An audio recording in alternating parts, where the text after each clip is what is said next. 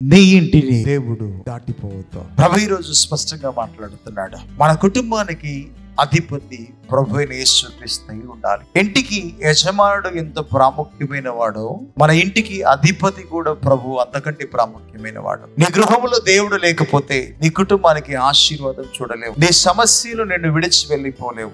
ఎందుకు ఈ మాట చెప్తుంటే, ప్రభు లేని జీవితము శూన్యమే తప్ప అది ఆశీర్వాదకరముగా ఉండదు.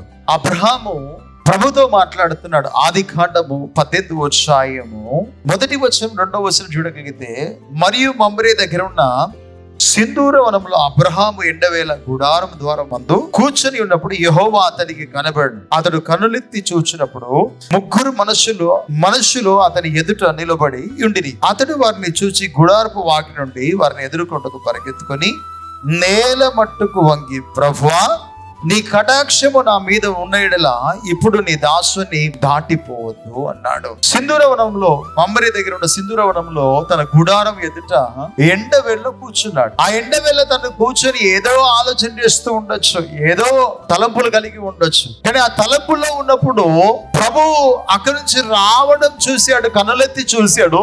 చూసిన వెంటనే ఆ 3 వ్యక్తులు కనబడిన వెంటనే తన చుట్టూ ఉన్న పనివాడిని పంపించలేదు, తన బంధువులను పంపించలేదు, తానే స్వయంగా పరిగెత్తుకొని వెళ్ళి రూఢిగా చెప్తున్న ఒక చక్కటి మాట ఏంటంటే, అబ్రహాము జీవితంలో మనం చూడగలిగిన గొప్ప విషయం ఏంటంటే తగ్గింపు జీవితం. అంటే తన ఆశీర్వాదం ఎక్కడుంది అని గుర్తించుకోగలిగాడు, తన దీవెన ఎక్కడ ఉందని గుర్తించుకోగలిగాడు. ప్రభు రాకడం చూసి, దేవుడు వస్తున్నాడని చూసి వెంటనే పరిగెత్తుకొని వెళ్ళి ఎదుర్కొని నేల మట్టుకు వంగి, అంటే తనకు తాను విధేయుడుగా చూపుతూ తగ్గించుకుంటూ, ప్రభా ఈ దాసుని కటాక్షించుము, నన్ను దాటిపోవద్దు అని కేకలేస్తున్నాడు. ఈ రోజు నీ గృహాన్ని దేవుడు ఎందుకు దాటిపోవద్దు అనుకుంటే, నీ కుటుంబంలో సమస్యలే కావచ్చు, బలహీనతలే కావచ్చు, రోగాలే కావచ్చు, ఆర్థిక ఇబ్బందులే కావచ్చు, వ్యతిరేకతలే కావచ్చు, అవమానమే కావచ్చు, నిందే కావచ్చు, వేదనే కావచ్చు, ఏదో ఒక పరిస్థితి నీ కుటుంబంలో ఉంది. ఆ పరిస్థితి చక్కదిద్దబడాలి అంటే, ఆ పరిస్థితి మారిపోవాలంటే, నీ జీవితంలో అద్భుతం జరగాలి అంటే ప్రభువైన యేసుక్రీస్తు నీ గృహాన్ని దాటిపోవద్దు, నీ పరిస్థితిని దాటిపోవద్దు, నీ స్థితిగతులను దాటిపోవద్దు.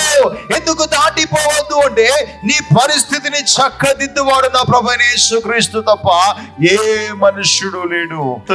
నీ జీవితంలో అద్భుతం జరగాలంటే ఏ మనుషుని వల్ల దాటదు, అది ఏ మనుషుని వల్ల జరగదు, అది ప్రభువైన యేసుక్రీస్తు ద్వారా మాత్రమే జరగబోతున్నది. అబ్రహాము అది గ్రహించుకున్నాడు. తన పనివారిని చూడలేదు, తన బంధువులను చూడలేదు, అక్కడున్న వ్యక్తులను చూడలేదు.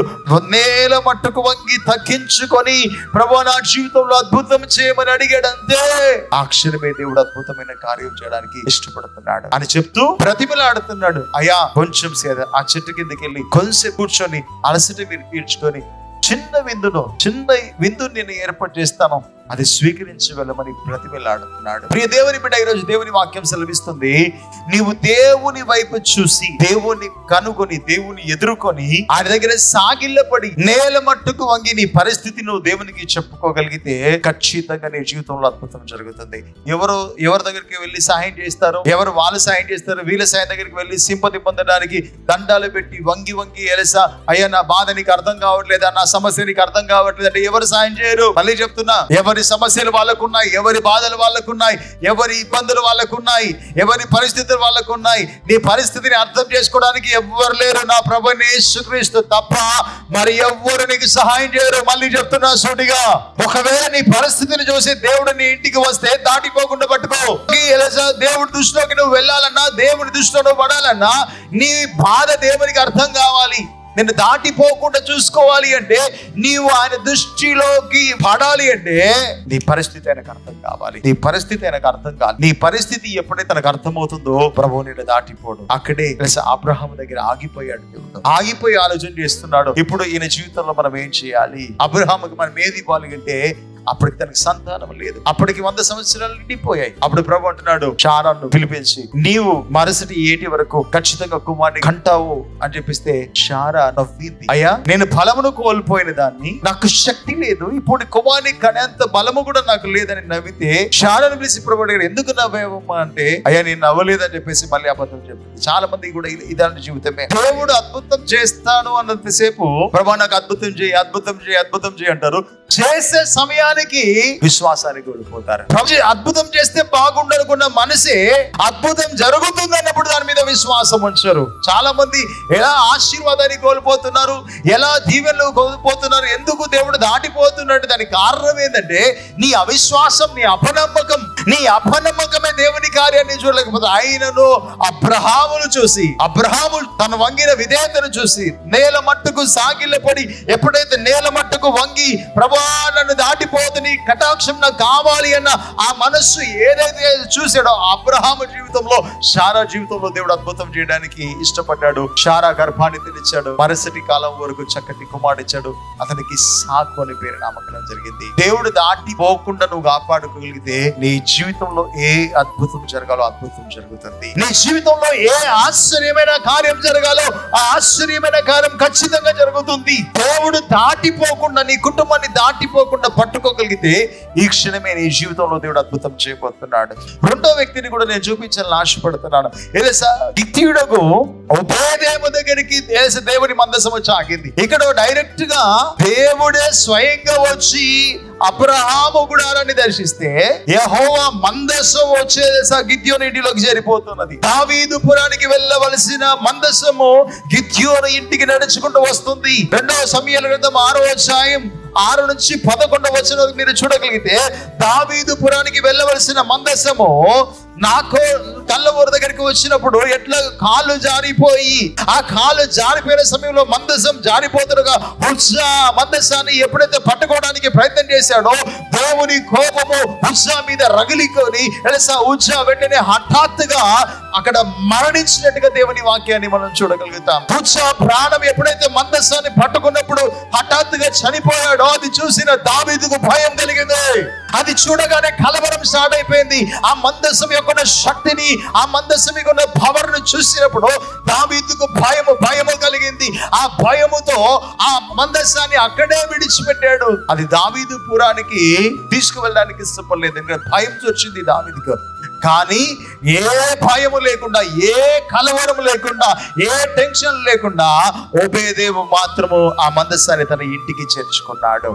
దేవుని మందసాన్ని తన ఇంటికి ఎప్పుడైతే ఒబేదేము గిత్తీయుడకు ఒబేదేము ఎప్పుడైతే తన ఇంటికి చేర్చుకున్నాడో ఒబేదేము ఇంటి వారు, తన సంతతి వారు, అక్కడ ఉన్న ప్రజలందరూ కూడా ఆశీర్వదించబడము మొదలు పెట్టారు. ఎందుకు ఈ మాట నేను మీతో చెప్తున్నాను తెలుపంటే, దేవుడు నిన్ను ఆశీర్వదించాలనుకుంటే ఏ కార్యమైనా చేయగలుగుతాడు. ఒబేదేము ఇంటి దగ్గరికి వచ్చి నాకోలు కళ్ళం దగ్గరికి వచ్చేవరకే కాళ్ళు ఎందుకు జారాలి, మందసాన్ని ఎందుకు పట్టుకోవాలి, అక్కడ ఎందుకు చనిపోవాలంటే దేవుని చిత్తం అది. దేవుడు ఒబేదేమును దీవించాలని ఆశపడుతున్నాడు. అంటే ఒబేదేమును దాటి వెళ్ళొద్దు అనుకుంటున్నాడు దేవుడు.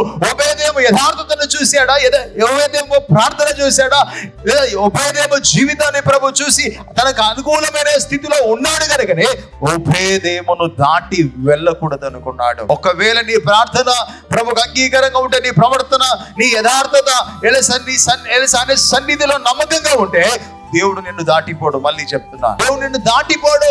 నీ జీవితంలో అద్భుతమైన కార్యం చేయడానికి, నీ జీవితంలో ఆశ్చర్యమైన కార్యం చేయడానికి ఆయన మందసాన్ని నీ ఇంటికి పంపిస్తాడు, లేదా తన ప్రవక్తల్ని ఇంటికి పంపిస్తాడు. నిన్ను ఆశీర్వదించడానికి, నీ జీవితంలో అద్భుతమైన కార్యం చేయడానికి, నీ శ్రమను తప్పించడానికి, నీ బాధను తప్పించడానికి, నీ ఇబ్బందులు, నీ శోధనలు అన్నింటినీ తప్పించడానికి దేవుడే స్వయంగా దిగి రావచ్చు, లేదా తన ప్రవక్తల ద్వారా నీ జీవితంలో అద్భుతం చేయొచ్చు. ఒకవేళ దేవుడు నీ ఇంటికి వస్తే దాటిపోకుండా కాపాడుకో. ఒకవేళ దేవుని మందసం అంటే నీ ఇంటికి చేర్చుకో. అది తెలుసుకున్న దావీదు పరిగెత్తుకుని వస్తున్నాడు తెలుసా మందసాన్ని మళ్ళీ దావీదు పురాన్ని తీసుకెళ్ళడానికి. అంటే మందసం ఎక్కడైతే ఉందో అక్కడ ఆశీర్వాదం ఉంది. దేవుడు ఎక్కడైతే ఉందో అక్కడ అద్భుతాలు దేవుడు చేస్తాడు. ఈరోజు నీ ఇంట్లో దేవుని మందస్సు ఉందా లేదా దేవుడు ఉన్నాడా? ఏదున్నా ఈ రోజు నీకు ఆశీర్వాదకరంగా మారబోతుంది. ఒక మాటలో చెప్పాలంటే నీ శోధన కాలం తొలగిపోబోతున్నది, నీ శ్రమల కాలం తొలగిపోబోతున్నది. నీ అవసరత దేవుడు చూస్తున్నాడు.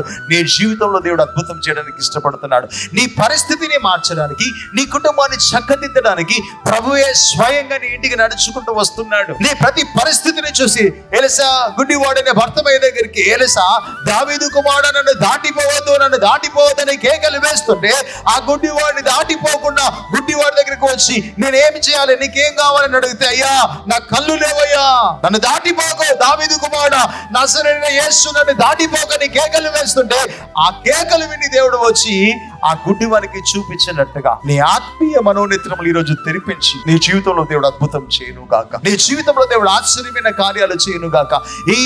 ఈ వాక్యం వింటున్నప్పుడే, ప్రభువా నన్ను దాటిపోకు, నా కుటుంబాన్ని దాటిపోకు, నా పిల్లల్ని దాటిపోకు, అయ్యా నా జీవితంలో అద్భుతమైన కార్యం జరిగించయ్యని మనస్సారా ప్రభువును కనుక నువ్వు పిలవగలిగితే, ప్రభు ఈ రాత్రి నీ జీవితంలో అద్భుతం చేయడానికి ఇష్టపడుతున్నాడు. ఈ రాత్రి నీ జీవితంలో ఆశ్చర్యమైన కార్యాలు చేయడానికి ఇష్టపడుతున్నాడు. నీ పరిస్థితులను మార్చడానికి ఇష్టపడుతున్నాడు. నీ పరిస్థితులను చక్కదిద్దడానికి ఇష్టపడుతున్నాడు. ఈ రాత్రి నీ పరిస్థితులు మారి ప్రభు నిన్ను ఆశీర్వదించబోతున్నాడు. సీయోనులో నుండి నీ అవసరతను దేవుడు తీర్చబోతున్నాడు. నీ అక్కర్ను తీర్చబోతున్నాడు. నీ పరిస్థితులను మార్చబోతున్నాడు. నీ స్థితిగతులను మార్చబోతున్నాడు. అనేక అద్భుతమైన కార్యాలు దేవుడు నీ జీవితంలో చేసి నిన్ను, నీ కుటుంబాన్ని దీవించి ఆశీర్వదించునుగాక. దాటిపోతున్న ప్రభును పట్టుకో. ఈ క్షణమే నీ జీవితంలో అద్భుతం చేయబోతున్నాడు. ఆశ్చర్యమైన కార్యం చేయబోతున్నాడు. May God bless you.